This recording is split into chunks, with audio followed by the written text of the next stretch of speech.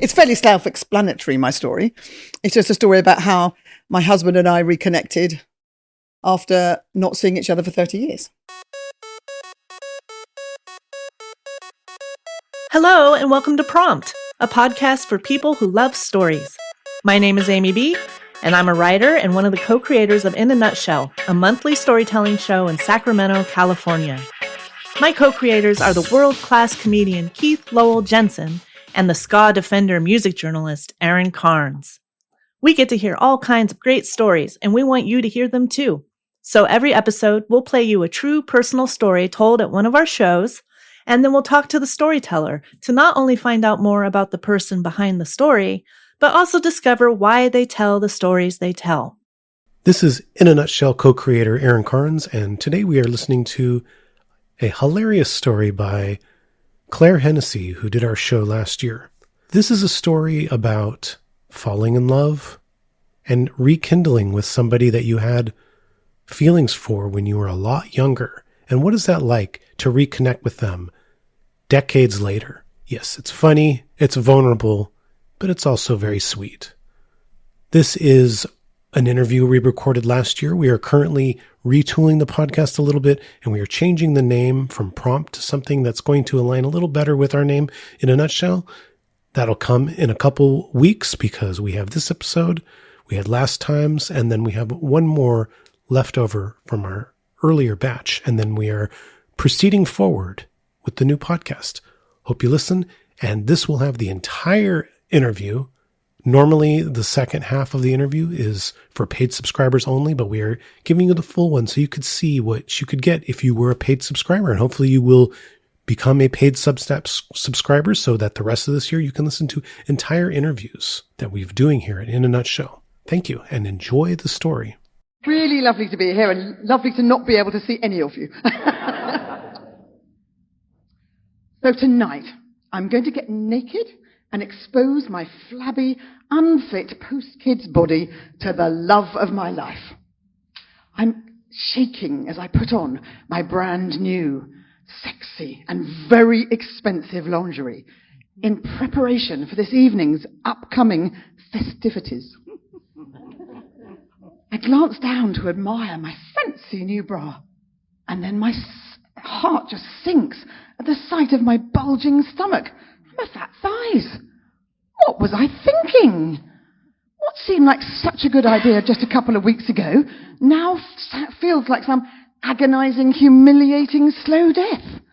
Why did I think jumping into bed with someone I've not set eyes on for over 30 years was such a good idea? He's just going to take one look at me and run screaming for the hills. It's January 2006. I'm 44 years old and I'm still living in England. I first met Mark in 1976 when I was at boarding school. He was 15, but I was only 13. He was my first boyfriend, my first kiss, and my first love. And then I dumped him. Didn't see him again for 30 years, until I found him on a British school reunion website. This was obviously back before the days of Facebook, when that wasn't even an evil glint in Zuckerberg's eye. And one night, coming back from the pub, having had one too many glasses of wine, I must admit, I did think it was a totally reasonable idea to send this old boyfriend an email, because he was now living in California. Well, that's far enough away. I go to bed.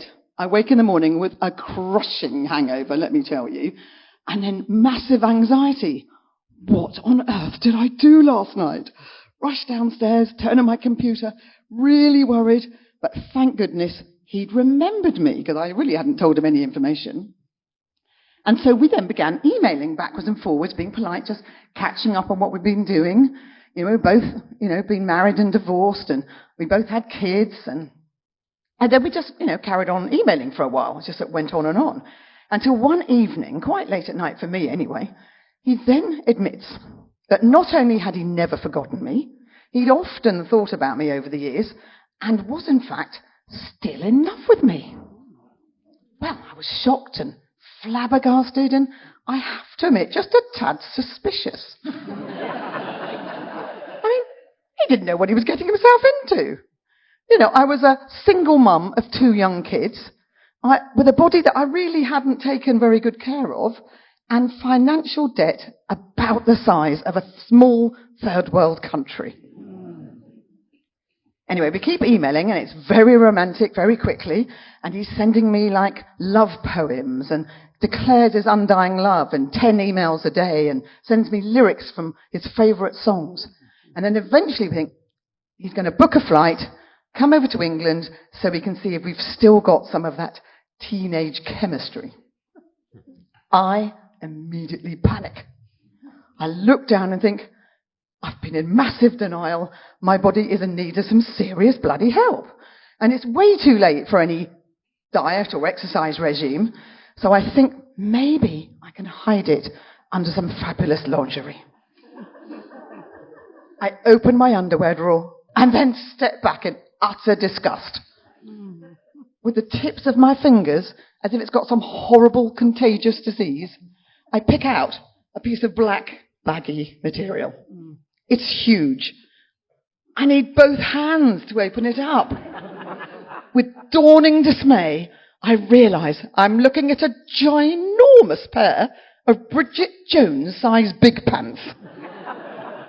I drop them on the floor in disgust, where they move and settle a bit, as if they've got a life of their own. I mean, they are big enough to have graduated from college and left home. I gird my loins, peer once again into my drawer. Nothing, not one pair of my bra or panties is remotely sexy or appealing. I suspect my grandmother has sexier undergarments. I look in the mirror. Oh my goodness, where are my firm and perky breasts, my smooth, beachy bottom? Oh, it's just terrible. So I fling myself onto my bed in despair. It's been 30 years since I've last seen him, and not only has it been that long, but I've also added 30 years and painfully ejected both my kids by natural childbirth, completely destroying my pelvic floor in the process. Now I wished I'd taken much better care of it. I wish I'd loved it and cherished it and shored it up with some load-bearing steel, so I could still laugh and sneeze without it being an extreme sport. I sit up on bed and take a deep breath. What am I going to do? And then I realise there's only one option left to me, the one I really, really, really don't want to do. So with the hastily found courage in one hand and my trusty credit card in the other, I venture out into the terrifying world of intimate ladies' apparel. What a bloody nightmare it is. Honestly, nowhere has bras to suit Madam's fuller figure, as one assistant so delicately put it. There are either gorgeous padded bras to suit skinny young girls with tiny tits, or monstrous over-the-shoulder boulder holders for the matronly woman who was certainly not expecting to have any rumpy-bumpy whilst wearing one.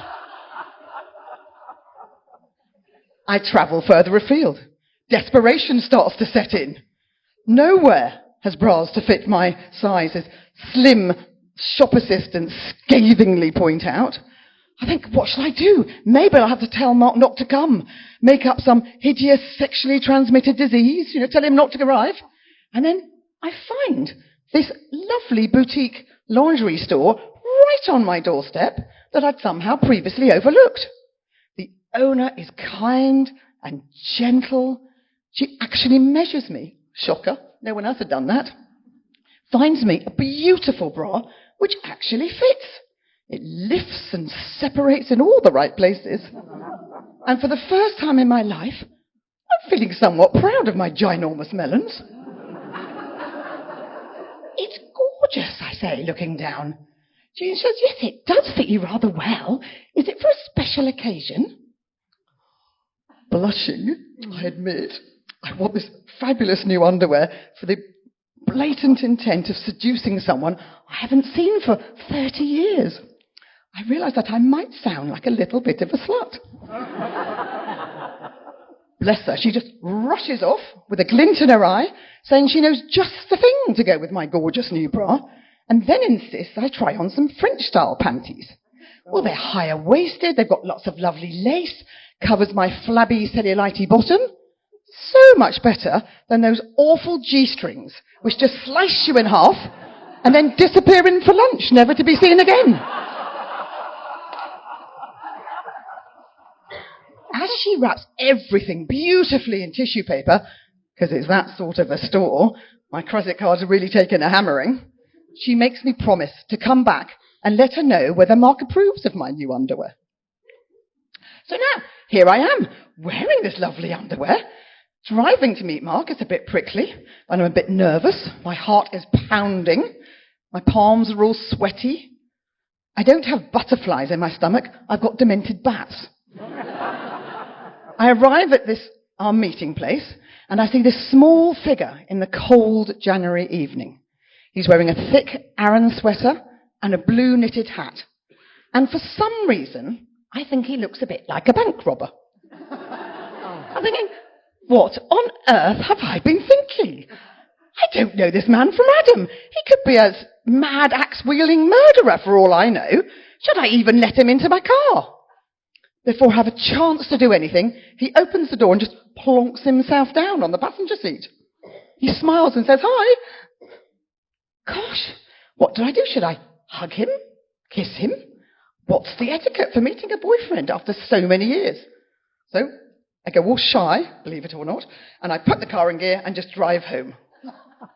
When we get to my house, we sit on the sofa chatting for a bit, and then we snuggle, and then we start kissing politely and gently. After a few minutes, Mark suddenly sits up, looks at me deep in the eyes, and then rips open his shirt like he's Superman. Out of the corner of my eye, I think I see a shiny button spin off into the room. He looks so pleased with himself, I think he might even beat his chest like Tarzan. Speechless, I just look at him, desperately trying not to laugh. He then pauses, grins at me a little mischievously, and then launches himself at me with all the finesse of a young Labrador puppy. But then we're kissing passionately like we had as teenagers. A while later, he stands up, holds out his hand, pulls me up, gives me a long, lingering kiss before leading me upstairs. When we get to my bedroom, I turn and go to light the candles I'd strategically placed earlier in the day. When I come back a minute later, Mark is standing before me already naked. In a snap of elastic, he'd ripped off his clothes. I should have been expecting it, obviously. And now here he is before me, stiff and proud. Blimey, that was quick. Where was the romance? Where's all the nice getting, together and getting, comfortable? He makes no move towards me, so there's nothing for it. I've got to undress myself. So with much sucking in of stomach muscles, I slowly take off my top. And then, without daring to look at him, I bend and take off my jeans, unveiling my surprise present to him, my lovely, sexy, gorgeous, expensive lingerie. Ta-da! Instead of saying, "My goodness, Claire, you're so beautiful, and by the way, what delightful underwear," he simply turns around, lifts up the duvet and gets into bed. On my side. Yeah. I stand there for a moment as the dead weight of disappointment thuds in my gut, and then quickly walk round to the other side of the bed, hide myself under the covers. Before I have a chance to say anything, he pulls me to him, feels my new bra, quickly undoes it, and discards the most expensive item of underwear I'd ever purchased without a backward glance. I want to shout, "Oi! Do you know how much that cost?" He deals with my panties with almost the same haste, not seeming to notice their lovely, gorgeous laciness. Later, I ask him, "Did you like my new underwear?" And he admits he's got appalling eyesight and he could hardly see in my dim, candlelit bedroom. All that humiliation by snotty store assistants and all that expense for nothing. After the initial rush to get naked, however, but Mark now takes his time. He's experienced, he's skillful, he's passionate, and he's tender. It's been so long since anybody has seen me naked, and he does seem to want to visit every part of me. I wish I was thinner. I wish my boobs didn't fall into my armpits. I wished I'd trimmed my lady garden. Mark doesn't seem to notice nor care, however, often stopping what he is doing to tell me how sexy and gorgeous he finds me, despite the fact that I'm completely exposed with no lovely, gorgeous lingerie to hide all my lumps and bumps. So, of course, I marry him.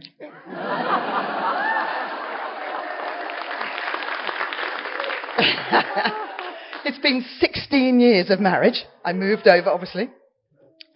And I feel much more uninhibited now. His continual, unconditional approval of me and my body, even though I have not dieted down to my J-Lo body, shockingly, means that I just feel more in touch with who I am as a woman. And I now walk stark naked in front of him all the time. Pretty incredible, considering my body has headed south with all the restraint of a dog chasing a squirrel. I even sunbathe naked in my garden. However, much to the horror of my kids if they pop in unannounced. I've taken to double locking the front door to save them a few years of therapy. I try to not listen to the committee of witches in my head, which continually tell me that my butt cheeks are no longer smooth and peachy and look more like tired old saddlebags. And that when I walk too quickly, my thighs rub together in a bit of a fire risk. Should come with a warning, particularly in California where we live.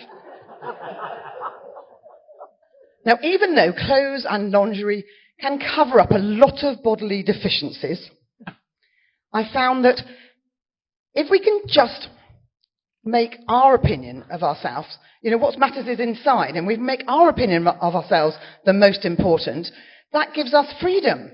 And really, it doesn't matter what anybody else thinks of us, because really, most of the time, they're not even thinking about us anyway.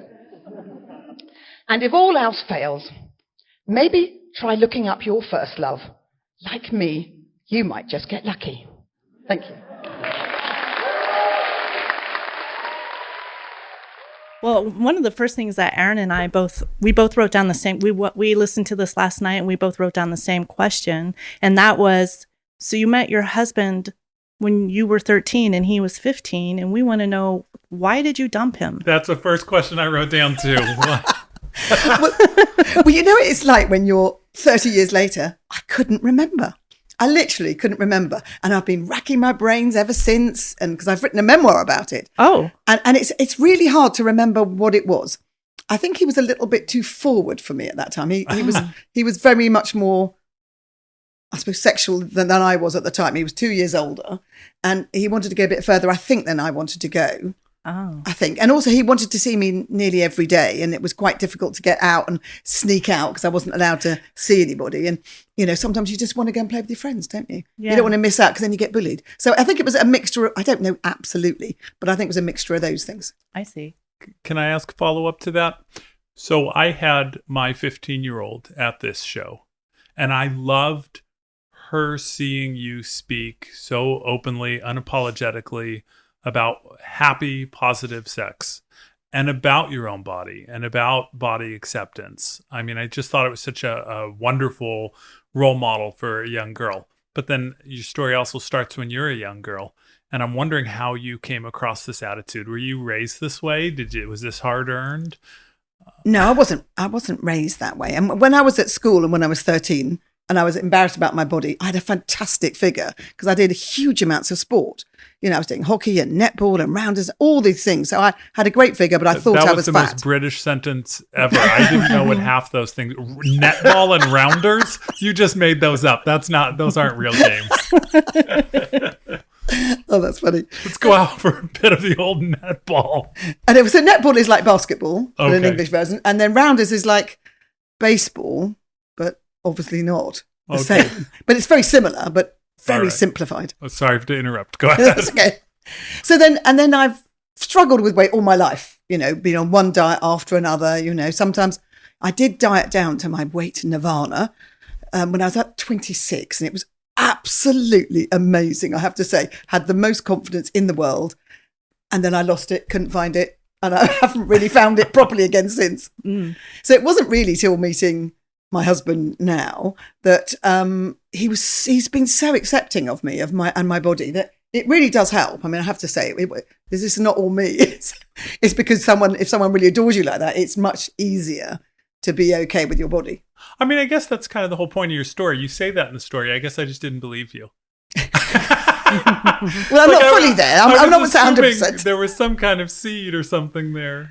But I have tried. I've spent a long time, probably 20 odd years, working on myself in a spiritual way.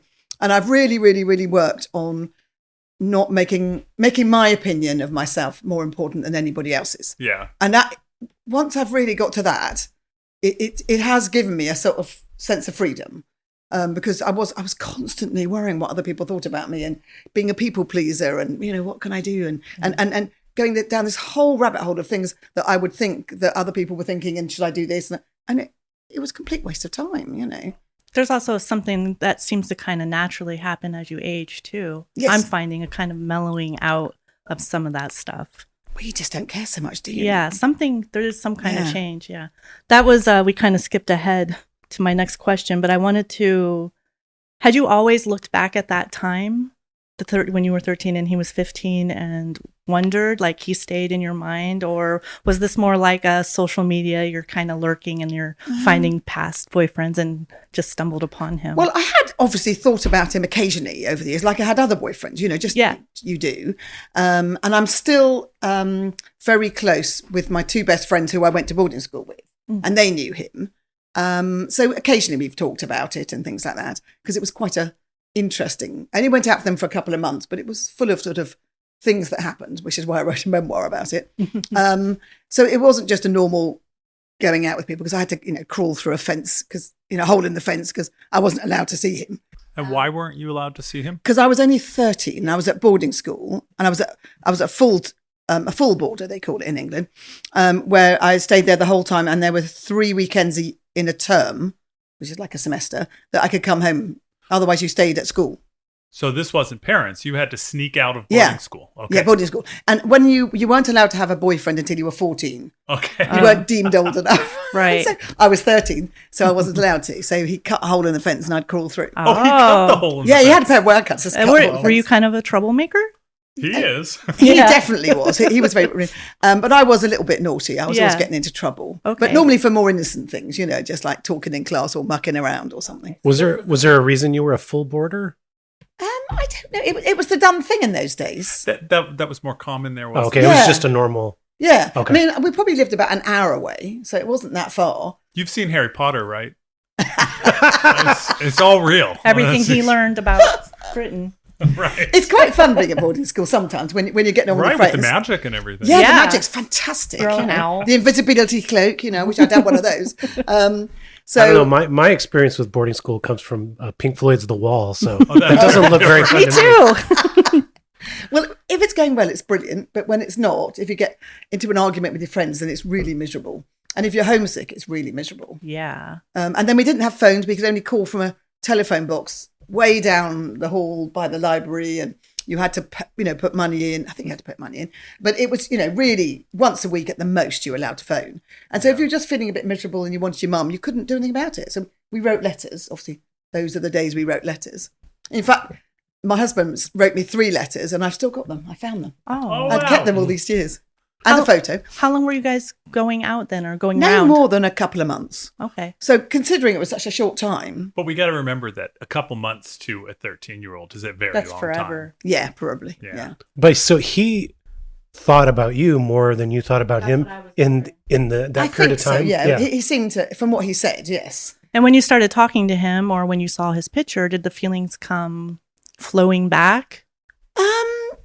For me, probably not as much. No, I mean, the reason I wrote to him, because I was a little drunk, but and because he was living in America, so I just thought that I don't want to be that cliche of, Right. you know, contacting our boyfriends and Yeah. having them go, oh, God, I don't want her anywhere near me, you know.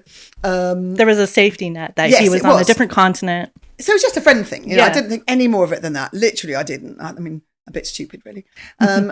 And then he just sort of did this, oh my God, I've never stopped thinking about you. Yeah. And so, and because we had this email communication going on, and it just got more and more intense, it sort of, the feelings started coming back. You know, I was not wanting to have those feelings. I just wanted to, have a friend, a little bit of a laugh and then carry on with my day, Yeah. And it just got more and more intense, Wow. So the moral then is it's good to get pissed once in a while. Well, it worked out for me. If you hadn't, right? Yes, I wouldn't have done it otherwise. No, exactly.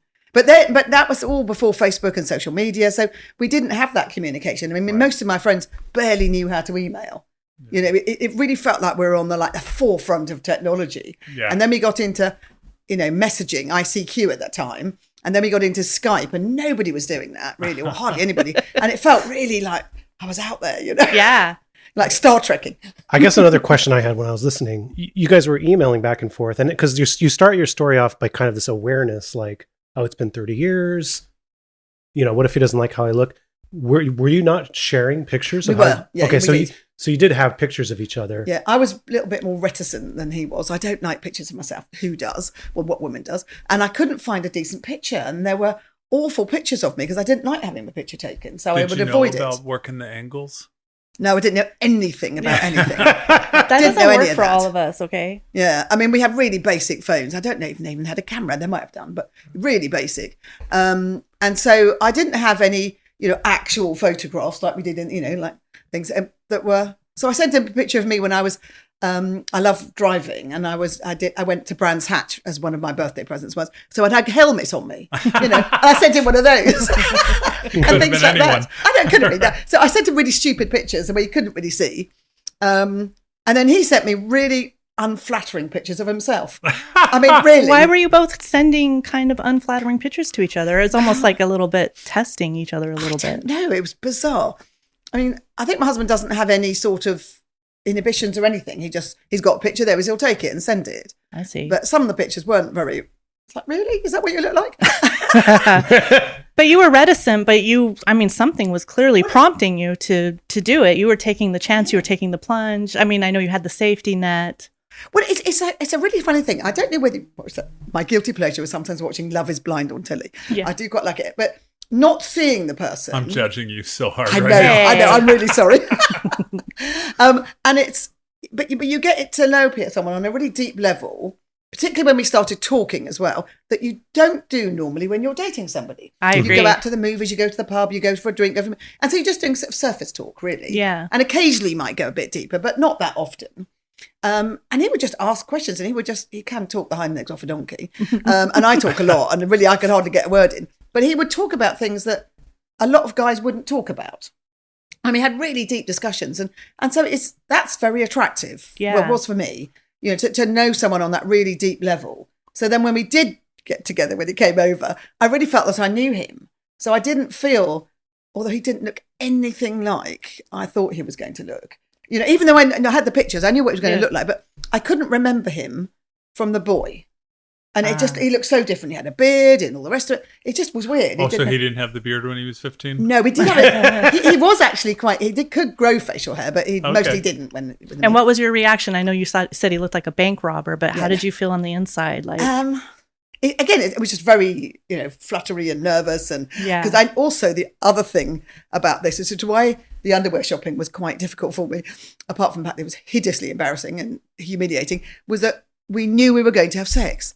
This is the weekend because he's only here for the weekend. Right. So if there was no romance, there's no like, shall we, we feel so, like we can't wait to rip each other's clothes off. It's like we're having sex because if we don't, we won't know if the chemistry's still there. Right. This is it. So I know. So it was really awkward and difficult from that point of view. Oh, so there was some stakes added to the sex, not just nervousness towards it, but like, if this doesn't go well, we know this isn't going to work out. Yeah. And he was like all in, and it's like, I don't know whether it can be all in because are we all in? Yeah, because I was wondering, because I felt like that was quite a jump in the story.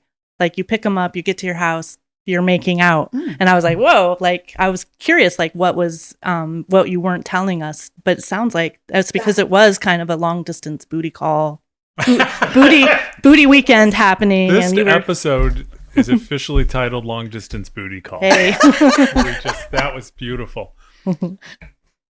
He wrote you poetry. He did. All right. When dudes, we write poetry or even just share poetry. Yes. That's a panty dropper right there. Yeah, and lyrics, really lovely romantic lyrics. I mean, because when we went through our immigrations for me to get a green card, the immigration officer, I think, probably liked it because he just was so impressed with the fact that Mark had written me all this lovely poetry. He brought it up in our immigration. That's a winner move right there. Yeah, it really is. Yeah. I mean, Aaron and I, we wrote to each other for like 3 years. Same thing. I mean, there was no internet. So we wrote letters for 3 years before we got together. So would you say you guys actual had letters? So lovely. Like a long distance booty call? It was just like a long distance booty call. Did you live far away then? I lived in Colorado and he lived here in California. Right. So did you move over to California for? No, I didn't. I mean, consciously I didn't. Maybe subconsciously I did. I thought I was going to like head out to Canada via van, and like live some kind of lonely life, but that's not what happened. You'll have to listen to last month's episode. Yeah, I tell the story. But yeah, so the power of like writing letters and connecting that way without, the drinking and the pubbing and stuff is very different. Yeah, and letters. I mean, yes. Yeah. It's like handwritten letter is so powerful, isn't it? Yeah. It's like you like you're saying, like her and I got quite deep pretty quickly because there isn't anything else, because you're like alone in your room writing, thinking about the other person and what kind of stuff you want to talk to them about. And of course it's just going to get deeper. Yeah. Yeah. And then receiving the envelope when they write you back. I mean, the whole process of that, there's something very romantic. And it's exciting to get a letter. An envelope, yeah. You open it, what's going to be inside this time? Yeah. And he wrote me weird letters. They weren't normal. Same. And you probably still have them all. I've got them all, yeah. Yeah. I've only 3 that I had. And a picture, which was really nice because then I got the memory of what he looked like back when he was 15. But they're really, I've put them in my memoir because it's just, they're so weird. They're so not what I expected them to be. I'm pretty sure I still have some of Amy's letters. I don't think I have any of yours. Yeah. But what I remember about Amy's letters is that she would always call me Dr. Carnes, and that she would always tell me these wild stories that were happening in her life. And she's like, Dr. Carnes. It was like reading like a Hunter S. Thompson like escapade or something. Oh, fantastic. Interesting. We'll have to revisit those. What a shame you didn't keep the letters. Well, that's a long, right. I had a hard time holding on to stuff because of my lifestyle, but okay. Well, I know you did, you talked a little about the body consciousness, but I just want to like touch on it a little more because it did sound like you weren't really thinking of yourself body consciously before Mark. And then like that seemed to bring up a lot of stuff, but I guess you kind of covered that. Well, one of the problems was my ex-husband had made a comment once. We'd had a big argument. And I'd said that we hadn't really been intimate for a while and there wasn't really much affection. And he blurted out that he didn't fancy me anymore after I'd had kids and put on weight. Oh. And that was really a body blow. For me, that was just, it was like the beginning at the end, I think. And it just, it stuck there like a knife in my chest, or in my back, really. And it wasn't until I met Mark, and then he was so accepting of everything that it helped that melt away. But it was really, that was such a scar for me. Yeah. That it, and I had other people, make comments, some people like a bigger girl and some people don't. And when they don't, they can sometimes make horrible comments. And so I've had comments like that before. But so sometimes, but that was the worst one, I think, because it was right there. There was a thing that went viral on social media a few years back. Again, men write freaking poetry. But this guy wrote this beautiful piece about I don't love you in spite of your size. I love your size. I love the roundness. And he went just deep into this is what I like, not this is what I'm okay with or willing to accept. Yeah. It was really great. It sounds like Mark's got a touch of that. Yeah, he's fantastic. He's really, really. Well, this is a different subject, but I think a lot of men do actually like that, but they're kind of conditioned to act like they don't like that. They feel a lot of pressure to pretend that they only like one type of body. Right. But that's not, I don't think that that's actually true. Well, all these models and on the front cover it's of kind of things, pushed on them. It is, isn't it? And it does. That's what I think as well. You've got this gorgeous figure and, you've got this lovely flat stomach and a bottom that fits well in those skin tight dresses. And that's what I want. But you still got boobs, The pressure oddly comes from other men more than anything. Like men feel pressure from other men that they're attracted to the right kind of woman. Oh, really? Yeah. Oh, I didn't know that. I mean, that's kind of the societal pressure. Yeah, that's what I was trying to say. Being sarcastic or not? No, I didn't know that. Yeah, really? He kind of said it more eloquently than I said. I know that women are pressured by the other women. Yeah. And normally women dress for the women, not really the man. Yeah. The woman that you're with is as big of a status symbol as the car you drive and the job you have. This isn't good news, by the way. No, this is no, but that's like. I mean, for whatever reason, I grew up in a very conservative religious home, but for whatever reason, I just never had any of that stuff. And I always hated, I remember being at around older guys and they would just be talking that way, really demeaning and oh, do you want to fuck her? I want to fuck her. What do you, and I would just be immediately turned off. And I don't know why, because I grew up in an environment where that would have been normal. But if for some reason it always rubbed me the wrong way. He's humble bragging. I'm not humble bragging. I'm just saying that I can recognize that was normal guy behavior, and it's how guys connect and sort of also establish their place in the pecking order. Yeah. And I just wanted nothing to do with it. As long as we're delving into the subject, very impressive. There's a terrible joke that men tell. Oh, you want to tell it? No, please don't tell it. Tell the joke. Tell the joke. I think it is enlightening for the way men think. But it's a big girl is like a scooter. They're a lot of fun to ride, but you wouldn't want your friends to see you. Oh my God. But that's it. I mean, it's like guys are like, I do like a big girl, but I wouldn't want to be seen with her. Like, why? That's so gross. I know. There is a lot of that. Society said I'm not allowed to find this person attractive. I think things have really changed. I mean, with lots of things in the last 10, 15 years. And I hope so. You see bigger models now all the time. I mean, you're walking past a shop window and they've got mannequins of bigger women. And it's really nice. And in Target, the big pictures everywhere. There's and also people with different types of skin, I forget what it's called, but where you have pigment uneven. Yes. There's a couple of beautiful models who have that. And, I think they wouldn't have been models 20 years ago. Yeah. So I remember when my brother was fired from his modeling coach for getting a tattoo. Wow.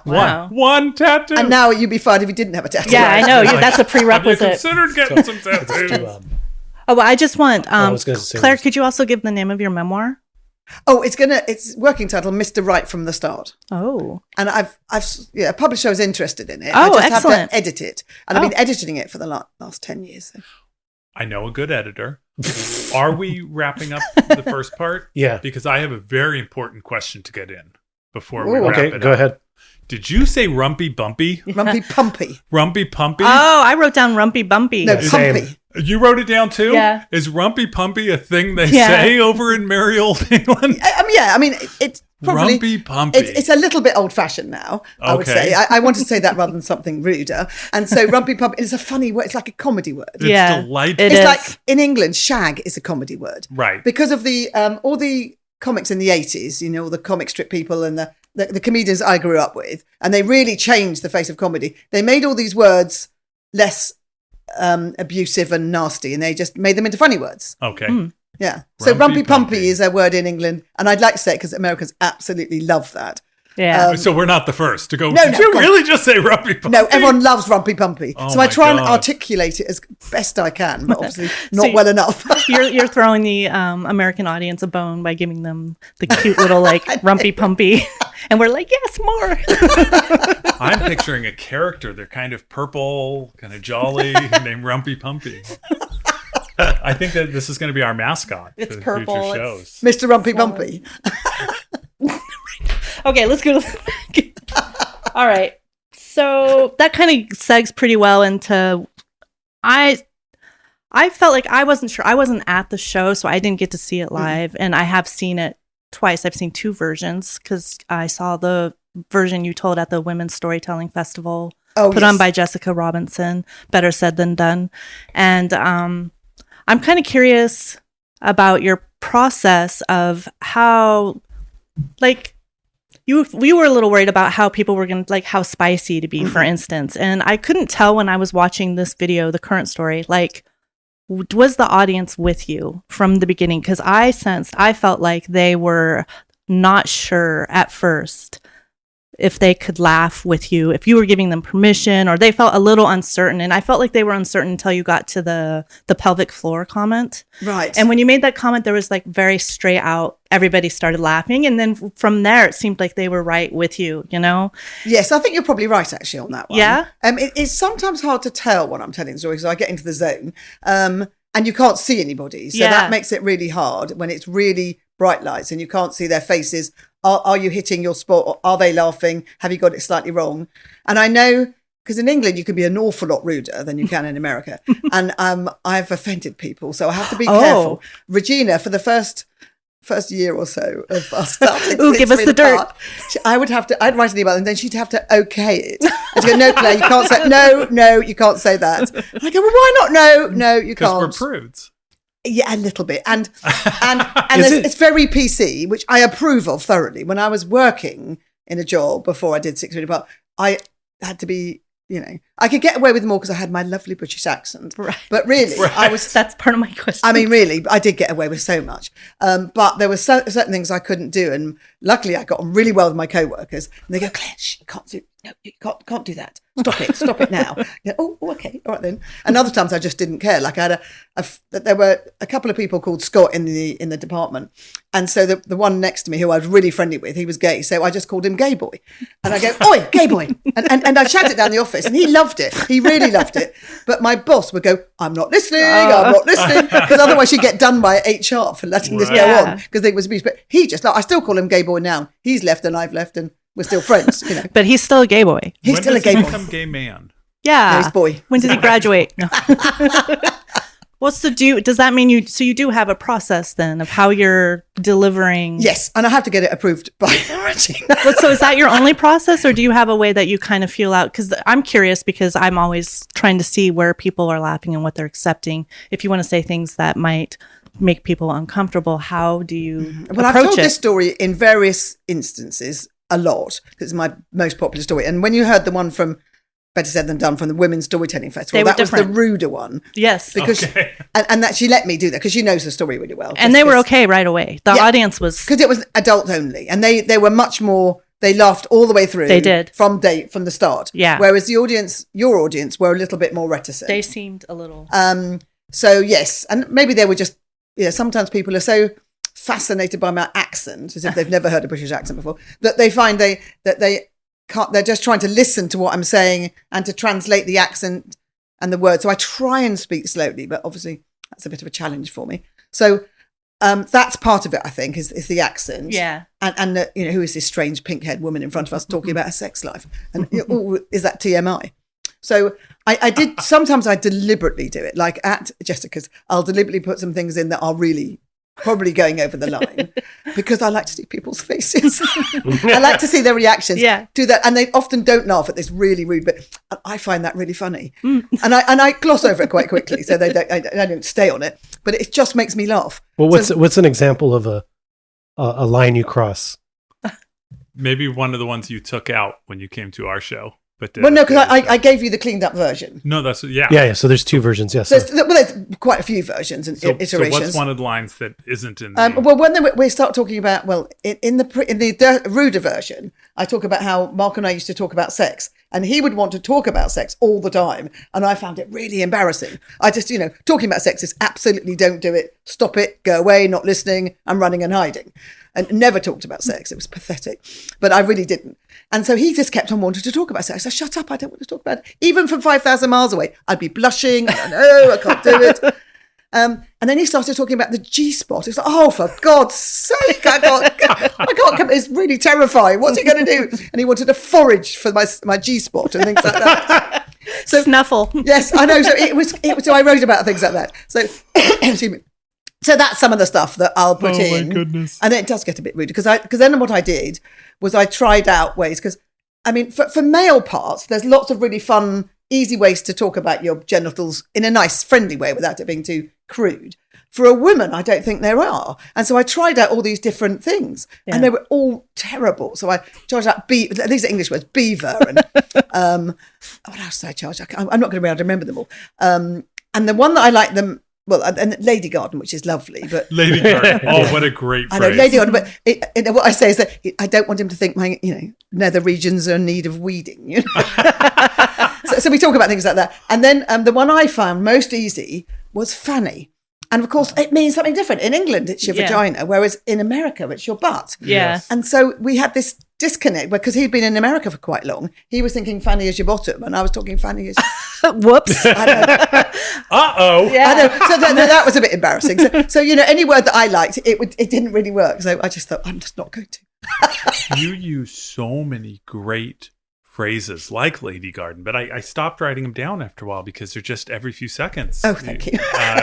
Wonderful analogies and descriptive terms. Yeah, and I think that kind of segged into that accent, which was my next question, was that it feels like you have very I was saying dramatic. You have dramatic phrasing, and I feel like I'm wondering how much are you getting away with that because of your accent? Like people are accepting the way you're speaking because of your accent, I think, and I wonder so how does your accent play between an American audience and a British audience? Like, is it a big part of... well, in England, obviously, everyone talks a bit like me. So, yeah. And we're much ruder generally. Right. So I can get away with so much more in England because that's how we all talk. And like for example, you're really rude to your best friends. So I'll be really slagging off my best friends. I'll call her a bitch or whatever because that's how you do it because, you just do that. I don't know why. It's ridiculous, but we do. And over here, of course, I couldn't do that. And then... So I've learned, trial and error and lots of people not necessarily talking to me and being offended. I have really close friends go, no, Claire can't do that, And so I do have to put it by Regina, who's very good. She's got very good PC alertness. And I've learned how to do that. My accent definitely lets me get away with a lot. I mean, remember when I was working, I could say the F-bomb at work, but nobody else could. Because it sounded so lovely in my accent. And one of my co-workers said, when my mother dies, I want you to tell me, Claire, because it won't seem so bad. Oh, wow. Bless her. So, I get away with a lot in here because it's English. And I can be a bit ruder because, I don't think I'm particularly offensive or crude in myself. So I don't either. I'm smiley and chatty and then I'll drop this awful word in the sentence, which makes me laugh. Sometimes I do it on purpose. Have you noticed any differences with American audiences from different parts of the country in terms of how they react to the language you use and to what you're talking about? Well, I haven't been that in person. I've only been really to Virginia and St. Louis, and I've really tailored what I'm saying to an audience that I think will be quite prudy and conservative. So I haven't pushed the boat over there. In America, in California, I think we're pretty easygoing, although there's very strict PC rules. But I have been a lot more pushing the envelope. But I have to see where I go. I started off doing this story at the Marsh in San Francisco, and it was, all the audience were my friends, and people who knew me. But even they were a little bit shocked. I remember somebody who knows me really well. She was, I can't believe you said the word cock in public, Claire. And I was like, that's what's bothering you. that really offended her. So it's really hard to know. Wow. I think that I was, when you and I were talking about you telling the story and that you said you had a clean version and a spicy version, I was encouraging you to go more towards spicy. But then you did a clean version, and then I saw how the audience was reacting, and I think you were more right than I was. I'm not sure. Well, it had a little bit of, yeah. I don't go into the depth of what happened in the bedroom. Yeah. I mean, I just do it a little bit because to do with the underwear, because that's the funny bit that he doesn't actually notice the bloody underwear. I mean, really. So that's why I do it in that way. But I don't want to go too much into that because I think he wants really TMI. So I don't do too much of that. Okay. I was so sure that your bra was going to land on the candle. I should have done that, yes. Because you described lighting the candles, and then he throws it without looking, and I'm like, oh no, they're going to get coitus interruptus from a flaming bra. But I say I wrote the memoir. So I wrote the memoir before I became a storyteller. So a lot of my stories have come out of the memoir, you see. That's how I came to be a storyteller, through writing. Oh. And there is another story that I've had to really work on, and I've only just managed to work out how to tell it properly. And Regina was very helpful in that. It's about when he came over one time and he bought a penis cloning kit. Oh. And so he cloned his penis. So he could leave it behind. No, I mean, really. Very thoughtful. Whose idea was that? Obviously his. I mean, does he not You know? must have my penis. Really? Is it that attractive? Really? No, I don't think so. No, anyway. I want to find out where he got it. I think this is a great idea. But the funny thing about that, my penis. it was the funniest thing, I think, to this day that I've done, really, because we had 3 children in the house, teenagers, some of them, and no lock on my bedroom door. Oh my gosh. And thin walls. And so we had to be really quiet. And honestly, I don't think I've lost about 2 hours of solid laughing, trying to get him to maintain a certain level of hardness to do this. But trying to tell that story out was really hard, and saying those words are not attractive. And then Regina finally put the finger on the button, so to speak, so that when you say the word penis, people will then visualize it. And sorry guys, it's not the most attractive image, really. It's very few, that you can actually. So we changed it to banana, and then it became comedy. Oh, how funny. And it's like, oh my God, that's what I was looking for. And I did actually tell that story on Jessica's show at Better Said Than Done Again. I've got it, so I can send it to you. Sure. Because then that became funny, but it took me maybe 10 years for someone to say that's the problem, because people don't really want to hear that language otherwise, because they do. You do visualize it then. Yeah. Whereas you got a banana, it's quite funny because it's a funny story, not a sexy story. Did you do stand-up first, or? I was going to. That's how I got into storytelling. I thought I'm going to be a stand-up comedian, and it felt, because I was British, that it was coming out as being gay or something, because it's like, oh, so you think you're funny then, do you? And so in England, that's like, you absolutely can't do that. You can't big yourself up. You can't say you're good at something, because then you're being, there's this brilliant book called The Importance of Not Being Earnest. So you can't say that you're good at something because it's forbidden. So that's where you guys are prudish. Yes. I mean, it's not really prudish. It's just like, it's this real thing. You have to take the mickey. You have to tease yourself and bring yourself down in order to. So if you want to say something good about yourself, you have to say it in a funny way. Has to be funny and a self-depreciating way. But normally if you say something good about yourself, then people will just not like to talk to you anymore. Your friends will take the piss and they'll just walk off.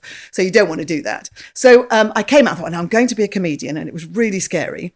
And I just was thinking about it, and I started talking about it out loud, which was really scary. And then I went to a workshop, which was a storyteller who had been a comedian, and she said, if you want to be a comedian in America, obviously it's different in England, this is the path that you have to take. And it was you have to go to a comedy club every single night. And then after maybe a year, you might get 5 minutes. And then you have to do a joke every 15 seconds. I can't remember jokes. So it was like, oh my God, I don't want to do it. And the pinnacle of that was one of those late shows with a desk and a man. Right. The man. Yeah. So it's like, none of that appeals to me at all. And then if you want to be a storyteller, and then she described storytelling. Well, I want to be a storyteller. And the best thing is, I like to be a funny storyteller, is that in storytelling, nobody's expecting you to be funny. So it's a happy surprise and no pressure. And if they don't get the joke, it doesn't matter. I'll just carry straight on. Yeah. So it's absolutely, and it's also a lovely, kind, supportive industry, whereas comedy really not so much. I agree. There's money to be made in comedy. And I think that more money, storytelling is getting bigger, and so you watch, it's going to get very cutthroat and ugly. Oh, don't say that. Stop it. Stop it. You're the nice part of it. I'm the nice part. I don't want to be cutthroat. And I like it that there's very little competition as such, overtly anyway. And it's very supportive. And, I'll support your show. You'll support my show. It's not like in competition. We've all got unbelievable. It's lovely. Everybody's so inviting and welcoming. And how it should be. I mean, there's plenty for everybody. Right. But it just, I call it the buffet table. And there's comedy and theatre and music and acting. And then storytellers hiding underneath the tablecloth and nobody even knows it's there. Hello. I know. And I want to bring it onto the buffet table. I don't care if you don't like storytelling. Don't pick it. It's funny, though, because you're saying that from here in the Bay Area. Yeah. Where it seems like in there's Sacramento, lots. looking at the Bay Area, we can't believe how much you guys are. You just have so at much the table. Yeah, no, we are. It's definitely better. And then there's storytelling shows popping up everywhere, and almost too many. I agree. But then you'll talk to somebody who's not in that world, and they go, "Well, what's storytelling?" And they think it's somody talking to a kid. We did get that. No, that's happening a lot. When we were out flyering, people were like, "Wait, what is it? Yeah. Is that like comedy?" Well, I would get like she said, like the assumption would be like storytelling. You mean like you're telling fairy tales to kids? And you'd be no bedtime stories. This is not are there for drag kids. queens going to be there? Yeah. So it'd be really nice to have a different word than storytelling and oral and all the rest of it. But that just, really, what I think. What I found when I'm flyering in just public places, if I say true personal stories, I was going to say that. It seems to like people Right. either immediately get it or it gives them their brain a second to kind of process what that means, and they're generally kind of moved in the right direction. And a lot of people have heard of the moth. So if you can say like the moth. Yeah, but then we're they get surprisingly that. getting a lot of people that are like, no, they they haven't haven't. heard the moth. And so there are quite a few who haven't as well. Also, It is- I got a little chip on my shoulder. no. I'm like, not like the moth. Different than the moth. Yes, no, I do agree. Screw the moth. No, I love the moth.